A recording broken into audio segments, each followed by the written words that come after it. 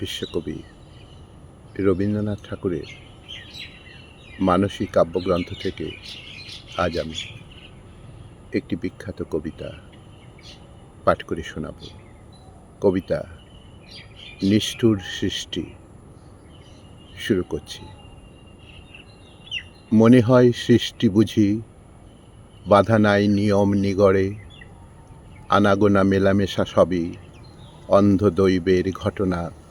এই ভাঙে, এই গড়ে, এই উঠে, এই পড়ে, কেহ নাহি চেয়ে দেখে কার কোথা বাজিছে বেদনা। মনে হয় যেন ওই অবারিত শূন্যতল পথে অকস্মাৎ আসিয়াছে সৃজনের বন্যা ভয়ানক। অজ্ঞাত শিখর হতে সহসা প্রচণ্ড স্রোতে ছুটে আসে চন্দ্র, ধেয়ে আসে লক্ষ কোটি লোক। কোথাও পড়েছে আলো, কোথাও বা অন্ধকার নিশি, কোথাও সফেন শুভ্র, কোথাও বা আবর্ত আবিল।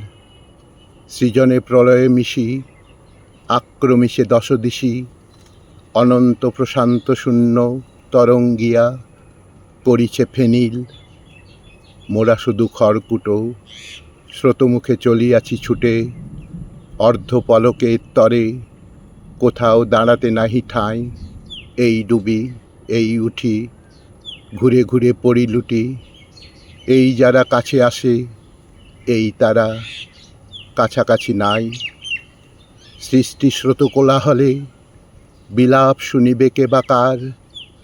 আপন গর্জনে বিশ্ব আপনারে করেছে বধির। শতকোটি হাহাকার কলধ্বনি রচে তার, পিছু ফিরে চাহিবার কাল নাই, চলেছে অধীর। হাই স্নেহ, হাই প্রেম, হাই তুই মানব হৃদয়, খসিয়া পড়িলি কোন নন্দনের তটতরু হতে। জাল লাগি সদা ভয়, পরশ নাহিক সয়, কেতারে ভাসালে হেন জড়ময় সৃজনের স্রোতে। তুমি কি শুনিছ বসি হে বিধাতা, হে অনাদি কবি, ক্ষুদ্র এ মানব শিশু রচিতেছে প্রলাপ জল্পনা।